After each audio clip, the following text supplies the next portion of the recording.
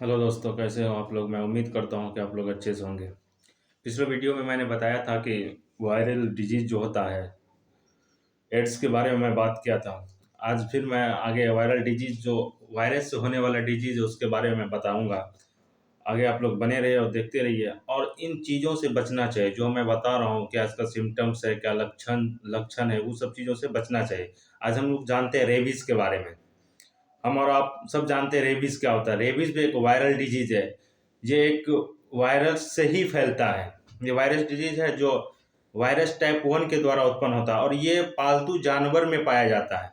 जैसे कैट हो गया, डॉग हो गया, किसी एनिमल्स जो पालतू एनिमल्स है जिसको हम पालते हैं उनके मुंह में ये वायरस पाया जाता है। उनके काटने से ये फिर ये जो है बीमारी उत्पन्न होता है। अभी होता है क्या, जब ये रेबीज जो होता है, रेबीज अगर चरम सीमा पे आने लगता है तो इंसान को पानी से डर लगने लगता है। जैसे किसी इंसान को कुत्ता काट लिया, उसको रेबीज नाम का वायरस उसके शरीर में प्रवेश कर गया। प्रवेश करने के बाद होता क्या है, अब उसको जब वो चरम सीमा पे आ जाता है तो उनको पानी से डर लगने लगता है। जब पानी से डर लगने लगता है, जब वो पानी से डरने लगता है तो उसको हम हाइड्रोफोबिया कहते हैं।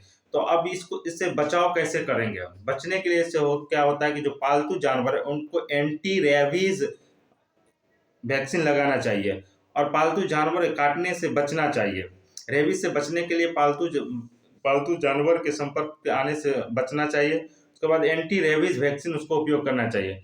चलिए अब हम लोग चलते हैं पोलियो में। पोलियो भी एक पोलियो माइसेटिस जो होता है ये भी एक प्रकार के वायरल डिजीज होते हैं। क्या होते हैं वायरल डिजीज? तो यह रोग पोलियो वायरस के द्वारा उत्पन्न होते हैं। इस रोग में रोगी के सेंट्रल नर्वस सिस्टम प्रभावित हो जाते हैं। इसके कारण हाथ पांव मांसपेशियां जो उसमें खिंचाव उत्पन्न हो जाते हैं।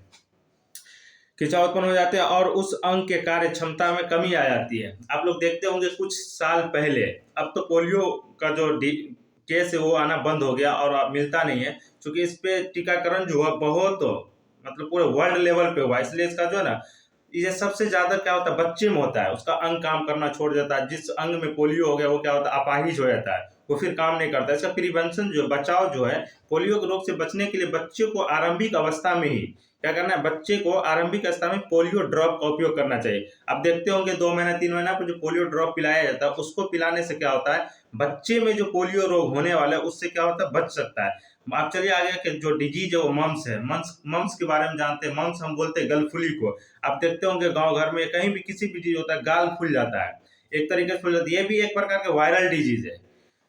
क्या है वायरल डिजीज है? ये मैक्सो वायरस या आरएनए वायरस के द्वारा उत्पन्न होते हैं। यह वायरस प्रभावित व्यक्ति के संपर्क में आने से, यदि किसी को मम्स है, गलफुल्ली है, तो वो जो छींकता है, छींकने की जो अपशिष्ट पदार्थ तो बाहर निकलेगा उससे भी दूसरे आदमी में फैल सकता है। वायरल डिजीज किसी भी इंसान को उससे होगा कि आप अगर उसके कांटेक्ट में आते हैं, संपर्क में आते हैं, उसके संपर्क में आने के बाद ही हो जाता है। इसका प्रिवेंशन जो है आराम से एक साधारण बात है। अगर किसी को वायरल डिजीज है उससे हमको बचना है तो मम्स में एक ही है कि आप जब रोग उनको है तो उनके संक्रमित व्यक्ति के संपर्क में आने से सिर्फ बचना है।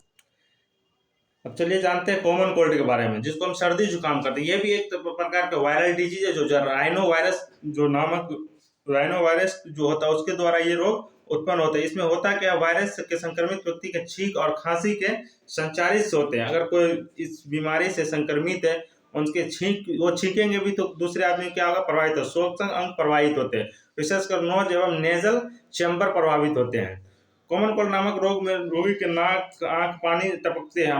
साधारण सी बात आप देखते भी होंगे, जिसको कॉमन कोल्ड होता है उसको सर्दी हो जाता है तो नाक से भी आंख से भी पानी क्या होता है टपकते रहता है। अब इससे बचाव कैसे करना है? प्रिवेंशन इसका है, कॉमन कोल्ड से बचने के लिए जो है ना, जो संक्रमित व्यक्ति उसके संपर्क में आने से रुकेंगे। उसके बाद क्या करना, व्यक्ति के छींक और खांस के प्रभाव से बचना है। छींक और खांसी के समय रुमाल का प्रयोग करना है। आप देखते होंगे कि कहीं भी जाते हैं तो कोई छींक देता है, ऐसे नहीं। ये आपका जो एक्टिविटी को दर्शाता है कि आपके अंदर एजुकेशन क्या है।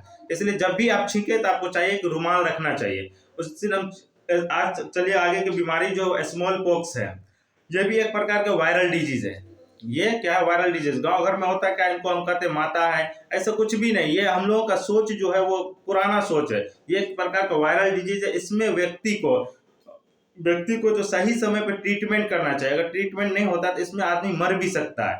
रोग जो रोगी के शरीर पे बड़े बड़े दाने निकल आते हैं, रोगी में तेज बुखार, शरीर में जलन और बेचैनी रहती है। इसका प्रिवेंशन क्या है? स्मॉल पॉक्स से बचने के लिए क्या करना है, बच्चों को आरंभिक अवस्था में बीसीजी का टीका लगवाना है।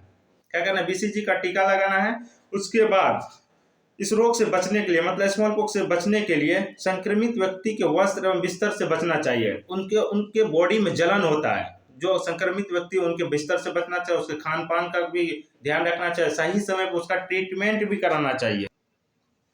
आगे जो है, अब चिकन पॉक्स के बारे में, तो स्मॉल पॉक्स के बारे में जान गए, अब चिकन पॉक्स के बारे में जानते हैं। ये भी एक प्रकार के वायरल डिजीज होते हैं। क्या है? ये भी एक प्रकार के वायरल डिजीज होते हैं। यह रोग वेरिसेला पोक्सेल वायरस के द्वारा होता है। जो इस बीमारी जो उत्पन्न होता है, क्या होता है, वेरिसेला पोक्सेल वायरस होता है। वायरस का नाम, जिस वायरस के कारण ये बीमारी फैलता है, द्वारा होता है। इसके द्वारा क्या होता है, व्यक्ति के संपर्क द्वारा में भी आने को होता है, वायु द्वारा संचारित होता है। इस रोग में रोगी के शरीर पे छोटे छोटे दाना होते हैं। इसको हम तो क्या कहते हैं, छोटी माता नहीं।